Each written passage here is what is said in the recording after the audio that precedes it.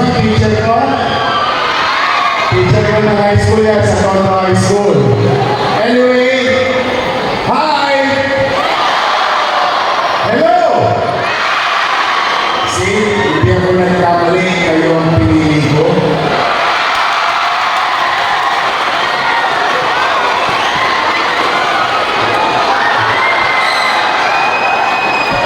Okay. Anyway, I'm happy to be here to extend something that is very important that I'm going to entrust to you because I believe in you.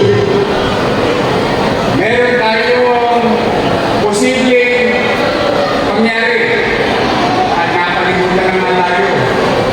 Wow, siguro, sama, norte.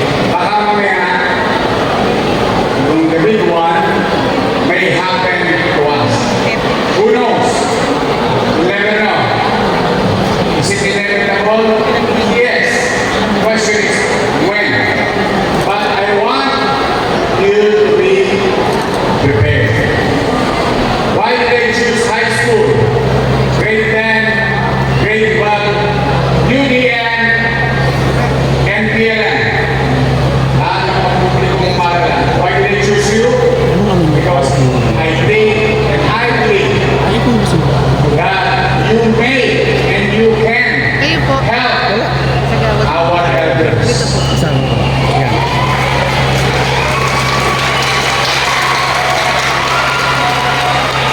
And you may and you can help our youngsters. Tama ba? Kasi you're physically able. And the intention of acquiring knowledge, particularly in first aid, I think mas malaki ang chance and probability na mas marami tayong maliligtas na dumating ang bigwan.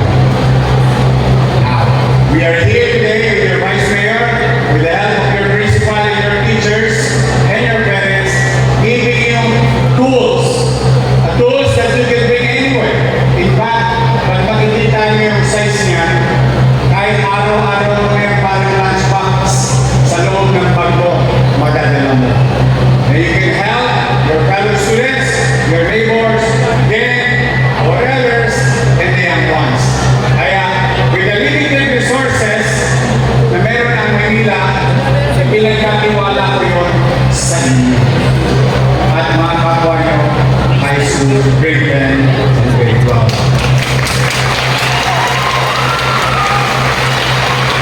Guys, do you think you can do it? We promise? You will help? You will show care?